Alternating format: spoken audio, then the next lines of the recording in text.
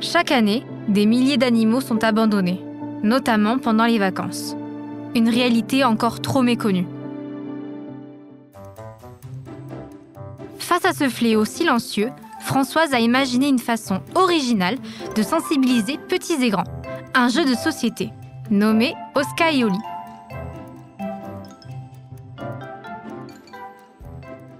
D'où vous est venue l'idée de créer ce jeu ? J'ai toujours eu un amour pour les animaux depuis ma plus tendre enfance et je voulais vraiment faire quelque chose pour eux. Alors bon, je suis trop âgée, j'ai pas assez de moyens pour faire un refuge, donc je me suis dit il faut faire autre chose. Et comme j'étais infirmière vétérinaire, puis toiletteuse, et que maintenant je suis infirmière en prévention, je me suis dit que le tout mélanger ensemble, faire de la prévention pour les animaux et pour lutter contre l'abandon, je pense que c'était pas mal. Donc, vous avez toujours eu un contact avec les animaux ? Oui, toujours. Mon premier chien, je l'ai eu à 10 ans.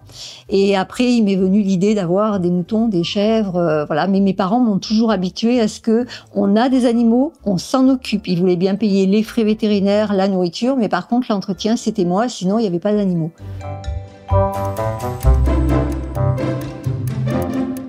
Pourquoi avoir fait le format d'un jeu de société plutôt qu'un autre support, comme un livre par exemple ?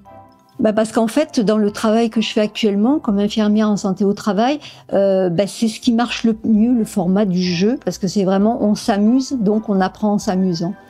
La lecture, c'est pas tout à fait pareil. C'est très bien la lecture, j'ai rien contre, mais je pense que le format du jeu, c'est ce qui est le mieux pour apprendre. Donc du coup, l'idée du jeu, puisque en fait, on s'aperçoit que si on donne des informations aux gens, ils vont pas forcément les retenir, mais s'ils jouent et qu'on leur donne ces informations, ils vont plus facilement les retenir.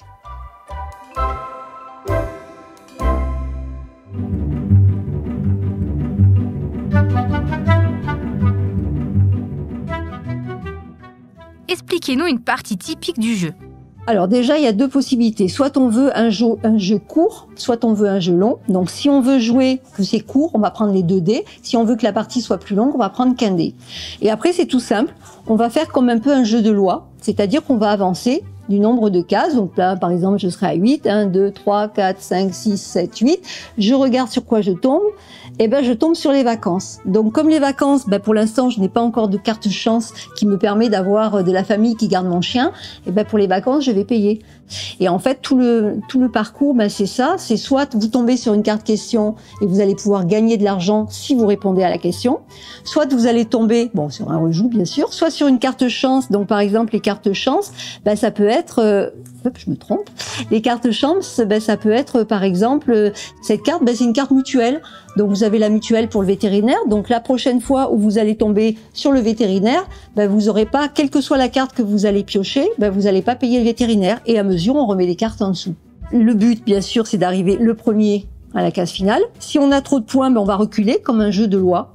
C'est vraiment un jeu qui est tout simple, mais qui permet vraiment de voir un petit peu ce qu'on a comme risque d'avoir avec les animaux. Alors bien sûr, on va commencer par un pécule, on va commencer avec 500 €, parce qu'il faut quand même commencer avec quelque chose. Si on n'a plus d'argent, n'importe où on est dans le jeu, on va recommencer. Après, il y a aussi une carte chance, par exemple, c'est une carte où il y a marqué on me donne un chiot. Ah oui, c'est bien un chiot. Sauf que le chiot, vous recommencez du début, puisque votre chiot, tout le parcours est à refaire.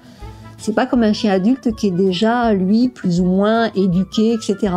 Donc, on recommence. Alors, on garde l'argent qu'on a et on repart avec 500 € de plus. Et le jeu, c'est vraiment que ça pour essayer que les gens comprennent que, oui, il y a du bon dans un chien, mais il y a aussi des choses où c'est peut-être moins bien. Est-ce qu'on a le côté financier, est-ce qu'on a le temps, etc. Adapté aux joueurs de 8 à 99 ans, ce jeu est pensé pour réunir toutes les générations. Même si un enfant ne maîtrise pas encore la lecture, un adulte pourra l'aider en lisant les cartes à sa place et le guider dans la partie.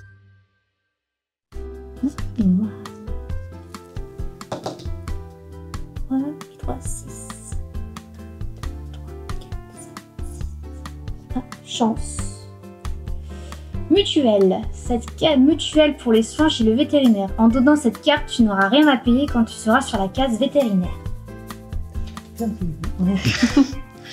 Et là, c'est pas très cher. Il peut y avoir des choses plus chères chez le vétérinaire. Question. Alors, chat, peut-on couper les griffes des chats? Oui ou non? Oui, dans certains cas, effectivement, c'est nécessaire.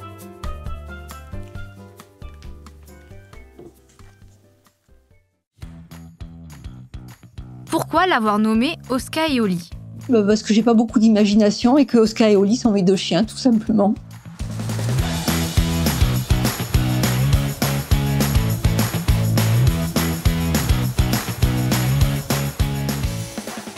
Qu'est-ce qui vous a le plus intéressé dans ce projet?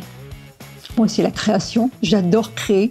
Je crée sur n'importe quoi. Je crée dans mon jardin, je crée dans ma maison, je crée partout. Je suis une créatrice née. Je fais pas que des choses bien, mais bon, j'adore créer en fait.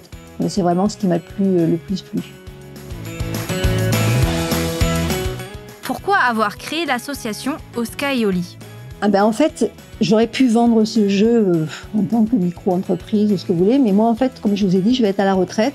J'aurais pas une grosse retraite, mais elle me suffit pour vivre. Donc, je voulais pas gagner de l'argent. Je voulais simplement pouvoir aider des associations et faire de la prévention pour les animaux. Donc, en passant par une association, c'est beaucoup plus simple que si vous avez un commerce. Moi, je vais pas avoir de commerce, quoi, en fait. Avez-vous un mot à dire aux personnes qui souhaitent acquérir un chien ou l'abandonner? Pour quelqu'un qui voudrait prendre un chien, quel que soit le chien, il faut déjà se renseigner, de savoir si un chien c'est un animal qui est adapté à ce que vous voulez faire, si la race du chien est adaptée ou pas, si vous avez les moyens financiers, si vous avez le temps, etc. Et quand on veut vraiment l'abandonner, parce que des fois ça peut arriver, alors déjà si on a le temps et qu'on peut trouver soi-même une famille où on va pouvoir faire de l'adaptation, comme on fait pour un enfant quand il va chez une nounou, on emmène un petit peu le chien avant de le laisser, c'est quand même mieux, parce que c'est vrai qu'un chien qui va se retrouver dans un enclos, il n'est pas fait pour ça, surtout s'il était dans une famille, donc c'est pas du tout, pour moi c'est pas du tout ce qu'il faut, quoi. Mais après des fois malheureusement on n'a pas le choix, hein, donc c'est pas du tout une critique ce que je dis, c'est vraiment pour essayer que l'animal soit le mieux possible.